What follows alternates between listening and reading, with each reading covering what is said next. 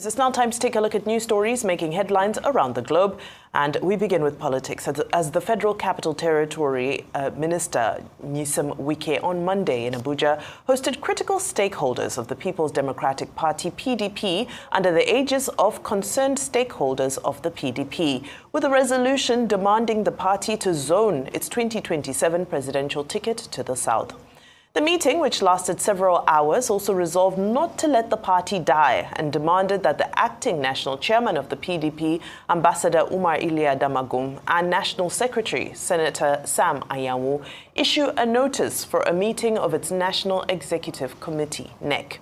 In a communique read by Wike after the meeting, the stakeholders emphasized the need to reinforce internal democracy, equity and justice within the ranks of the party.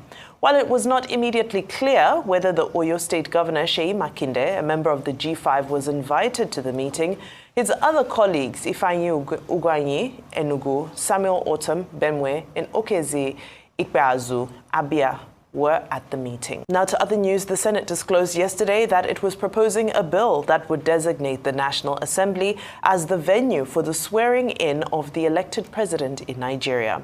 The leader of the Senate, Senator Opeyemi Bamidele, gave the hint yesterday while addressing some journalists at his Asokoro, Abuja residence.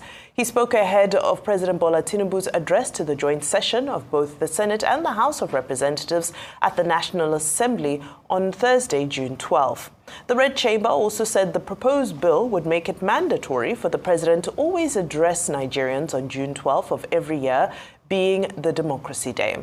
President Tinubu had earlier in 2024 attended a joint session of the National Assembly on June 12 for the official rendition of the current national anthem without addressing the lawmakers. But on Thursday this week, the president will be with the federal lawmakers, totaling 460, for another special joint session where he will give an official address. Now to economic news, as the World Bank has declared that trade tensions, which have been triggered by the United States President Donald Trump, and policy uncertainty were expected to drive global growth down in 2025 to its slowest pace since 2008, outside of outright global recessions. According to the World Bank's latest Global Economic Prospects report, the turmoil has resulted in growth forecasts being downgraded in nearly 70% of all economies across all regions and income groups. In the report, the bank lopped 0.4 percentage points off its forecast for global growth this year. It now expects the world economy to expand by just 2.3% in 2025, down from 2.8% in 2024. The expected slowdown to 2.3% is nearly half a percentage point lower than the rate that had been expected at the start of the year. However, the bank retained its April 2025 growth projection for the Nigerian economy at 3.6% in 2025, 3.7% in 2026, and 3.8% in 2027. Now, unfortunately, on a sad note, Jesutega Onokpasa, a well-known lawyer, political commentator, and prominent figure within Nigeria's ruling All Progressives Congress, APC, is dead. Onokpasa was widely recognized for his fiery political commentary and active role within the APC. He served as a member of the party's Publicity Committee and played a significant part in the APC Presidential Campaign Council during the 2023 general elections. In his last interview on Arise News, he stated clearly that he felt President Tinubu had failed woefully in ruling Nigeria, and he felt that the president may end up as a one-term president. Let's feed our citizens. Let's govern well. It's not a question of people defecting to our party. It's a question of us ruling well. And in that angle, we have failed woefully. President Bola Tinubu has failed woefully to rule well, to provide food for Nigerians, to give them succor in these hard times. I think President Tinubu should concentrate more on bringing down prices of goods and services,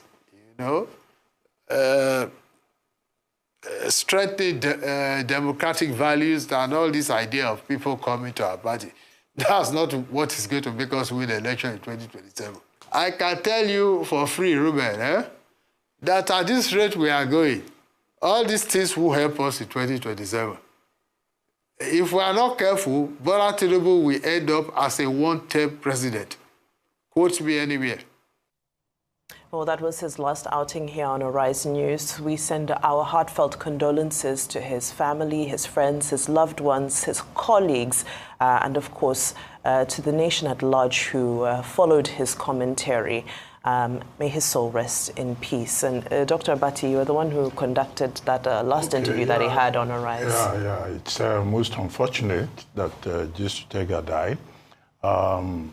You know, he was a man who was very bold, very courageous, and who, if he had a change of mind, was not afraid to also say he had changed his position. That interview was conducted on April 27, 2025, on another program, This Day Live, the Sunday talk show.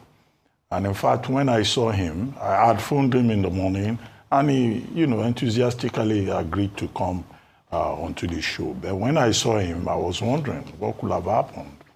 But eventually he told me he had gone surgery, heart surgery, you know, and that was why he was looking different. And he said he was recovering, but as it turned out, as they say, God knows best.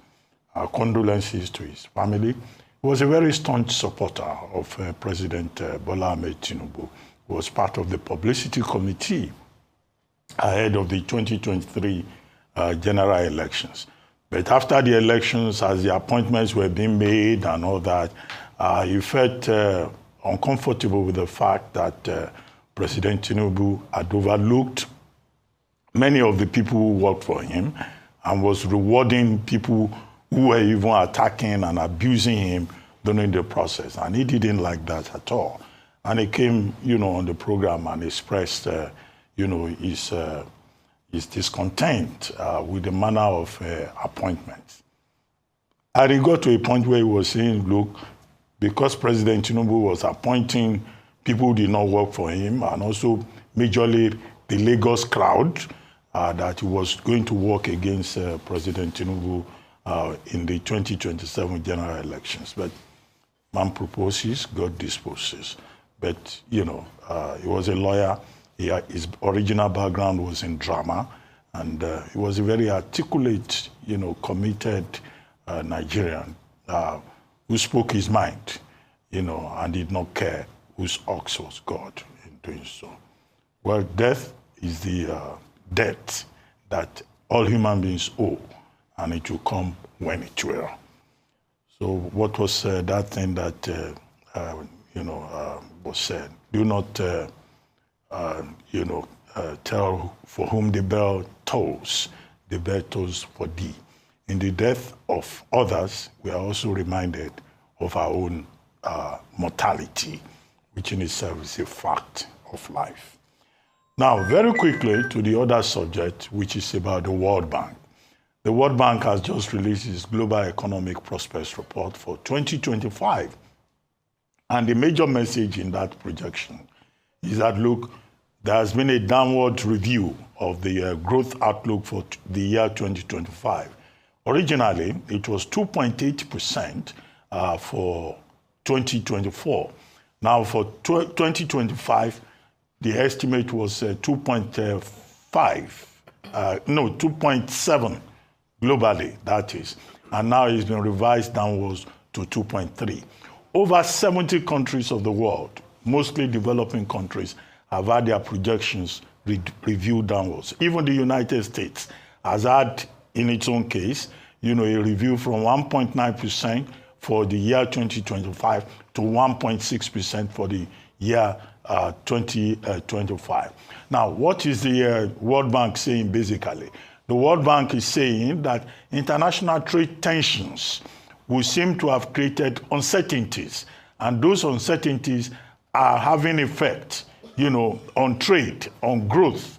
And most of these countries that are affected are outside of Asia. And that outside of Asia, most developing countries in the year 2025 are not going to express any significant growth. However, for Africa, for Nigeria specifically, let me start with Nigeria. the projection for the year 2025 remains at 3.6%, which was still the same projection in April. 3.7% for 2026, 3.8% for 2028. Those who are saying that Nigeria needs to grow at a double-digit rate, will probably still be disappointed that, we're not growing at a double-digit rate. But that is, the forecast that the World Bank has come up with. For the rest of Africa, where it looks like for sub-Saharan Africa, it's 3.7% in 2025, as high as 4.2% in 2026. But, outside of Asia, as I've said, most developing countries are going down, they've been reviewed downwards. And I've stated the reason. However, we're told that this is the lowest economic growth outlook in a decade, since the 1960s. Now, the effect of all of this is that there will be effects in terms of job creation, in terms of per capita difference between developed countries and developing countries, and the capacity of countries to also reduce extreme poverty. However, the big takeaway from that report by the World Bank will seem to be in terms of its recommendations. And what are some of those recommendations? One, that developing countries that are most affected, 70% of them, should enter into regional agreements. In other words, collaboration. 2, they should invest more in skills.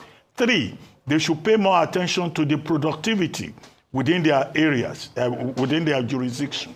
4, they should also pay attention to global cooperation. Now, global cooperation under a multilateral system will make it easier for countries who are weak, countries that are weak, to do much better.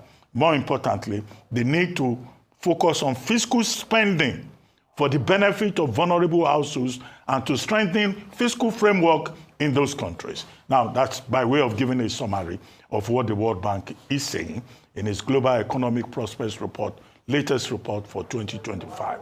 Now, quickly, to go to what Senator Opeyemi Bamidele was saying. Senator Opeyemi Bamidele is saying the National Assembly will now be made a place where the president is sworn in. Well, that's after the fashion of the United States. For over 200 years, the American president has been sworn in on the grounds of the Capitol, on the West Front of Congress, facing the National Mall. That has been the tradition in the United States for over 200 years, except in situations where there was extreme weather or in situations where there had been an assassination and then the swearing in had to be done inside the Air Force One, inside an aircraft. However, in Nigeria, we have been using the Eagle Square since the return to civilian democracy in 1999. So when Senator Opeyemi Bamidele says they are considering the president, having a swearing in the presence of the representatives of the people, I think it's just a way to follow the example of the United States. And nobody can argue with that because the Constitution, anyway, does not state specifically that this is where the president of the Nigerian Federal Republic should be sworn in. The use of the Eagle Square is just by convention. It's just for reasons of convenience. Now, the other thing that Senator Opeyemi Bamidele was talking about is that the president will be required to address the nation in the presence of Parliament, that's the National Assembly, every June 12. Now, June 12, you'll recall, was made Democracy Day by President Buhari. Now, again, this is after the fashion, after the tradition in the United States. But in the United States, the State of the Union address is a matter of law. The American president in Article 2, Section 3, Clause 1 of the American Constitution, Article 2, Section 3, Clause 1, is required periodically, that Constitution says, to give a State of the Union address to Congress on a regular basis and to present before Congress those issues that it would like, the lawmakers of the United States to consider for, his own action. But in Nigeria, there is no such thing. The last time President Tinubu was in the Parliament, National Assembly, it was to present the new national anthem. They sang the national anthem and the president went away. It was awkward. This Thursday, June 12, he's also going to attend the National Assembly joint sitting of the upper house and the lower house. And then he will sing national anthem and also go away. So the optics don't look good. So I think the proposal to follow the American example, would be a good idea if they can pass legislation to say that the president of Nigeria has an obligation, and they adopt the word in the American Constitution periodically to give Nigerians an account of what he has done on specific issues. I think that also, in my view, will be in order. Absolutely. I 100% agree with the introduction of the State of the Nation address, especially because in the past we have experienced long stretches where we have not heard directly from the president. We haven't had clarity about the president's stance on one or two issues. This is in past administrations. So it's important for us to be able to see the president, to be able to hear from him directly. And if it's constitutionalized, that at least at the bare minimum, I think it's something that should happen more than once a year, but at least at the bare minimum, if we can have an annual State of the Nation address, then it would move us forward by way of transparency, accountability, and also just that interaction, bringing a human face to the presidency and the interaction with the people. However, looking at the swearing in of the president in the National Assembly, we go back into history, and you recall that this culture was started in parliamentary systems. So this actually emanated from countries like France in the late 1800s, Germany in the 1900s, I believe Italy as well in the 1900s. And this was because the president was elected by the lawmakers. And so it was only right that the president be sworn in parliament before the lawmakers. But now you'll find that in majority of presidential systems, the president is sworn in a neutral venue. Now, this is to try and emphasize the fact that there is a separation of powers. This is also to create transparency and to also give the people, because remember, in the presidential system, the people are voting for the president directly. It is supposed to be an opportunity for people to come out to a big public venue and be spectators and be part of the process. Now, in a system such as ours, moving this ceremony away from the people, for me, is a challenge, because as much as the symbolism of trying to portray the president as one, because when you bring him into the parliament, you're saying that this is somebody who is guardian of the Constitution, and this is somebody who is a non-partisan executive. You're trying to bring him closer to the Constitution. But our issue at the moment is that I think people want more accessibility to the president, number one, an opportunity to see him, wave at him, hear him, especially as he's being sworn in that moment. That's number one. Number two, somewhat of a neutral venue. In the past, we've had several debates about how neutral the National Assembly really is. And I think it might be important for us to maintain equal square, to maintain that neutrality, and then to maintain the separation of powers. We're having a continued debate again about a fusion of powers between the three arms of our government. And I think that the optics may not be in favor of what the state of the nation currently in Nigeria as we work to enrich our democratic institutions. I think it might still be in good order to keep things separate for now, although some may say that it might be cheaper as well to do it inside the National Assembly. But I think that us working beyond symbolism and actually working to deepen the institutional strength of the various arms of government is more important. And as such, I would say that Eagle Square remains the prime location for such an event as swearing in. Now we'll quickly go to issues pertaining to the PDP. Several issues were discussed, and the communique focused on what I think are two major issues.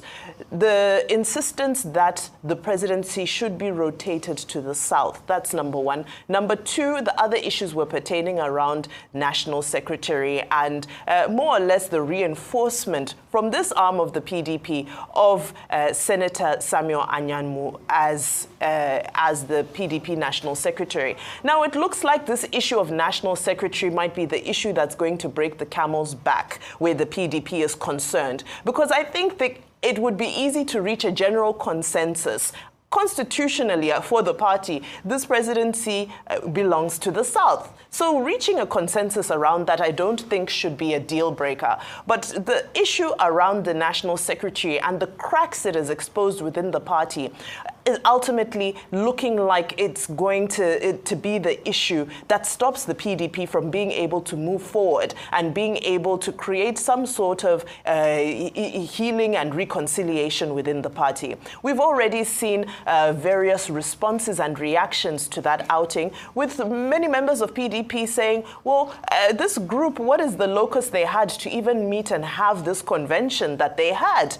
Whereas the group that met under Nyesom Wike are saying that they're speaking against divisive and selfish tendencies in the party. But I think all parties are currently guilty of trying to work towards their own personal interests as opposed to the general interests of the party. Those opposing this meeting that was held by Nyesom Wike are also saying that, oh, this meeting was a pro-Tinubu, it was a Tinubu support group meeting. So it looks like the issues within the PDP are far from being ironed out, peace is far from being reached, and the long-standing issues which caused that big rift in 2023 persist, and it doesn't look like there's an end in sight. We continue to watch and wait as we see whether further developments will emerge that can lead to some sort of a unified position. But as it stands now, it looks like the fragments, the factions continue to pull in opposing directions. Now, very quickly to the World Bank. Now, one of the interesting takeaways from me on the issue, on the revision of growth projections by the World Bank is the fact that China is set to maintain its growth projections, its pre-tariff growth projections, which goes to show you the resilience of that economy, and also goes to show you that this trade war, as much as it has been hugely publicized and as much as we have sort of waited with bated breath to see the impact that it would have on the Chinese economy, it's now looking clear that the Chinese economy is, may I call it, tariff-proof to an extent. However, when you look at some of the numbers here on the African continent, you find that this theme of being somewhat tariff-proof is consistent. Now, it looks like our inability to integrate deeply with global trade has saved us and rescued us this time around. We've preached ad nauseum about the Africa Continental Free Trade Agreement and how this is a great opportunity for us to be able to build deeper and more extensive trade ties amongst ourselves.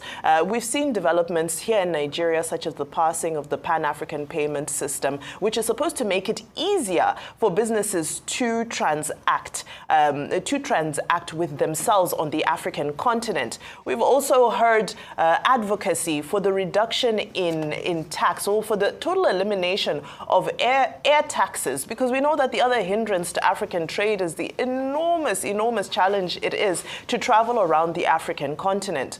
So while all these World Bank projections continue, it's unfortunate that we are seeing somewhat of a lethargic energy from our own African leaders in trying to take advantage of this great opportunity to deepen trade ties with ourselves on the African continent. But all we can do really is continue to advocate for it, highlight it, and hope that soon we can see more fruits, more fruits bearing from this. Also important to note that we're also seeing a strengthening of trade ties between China and the African continent. Just recently, I saw some reports around some of the first avocados and tangerines from various parts of the African continent that have arrived into the Chinese market. So China is really tapping into this opportunity. But Africa, even if we're not ready, how quickly can we get ready? The lethargy is unfair, it's unnecessary, because this is a golden opportunity to reinvest, to reorder our economies, and to be able to develop at somewhat of a faster pace than we have in the past.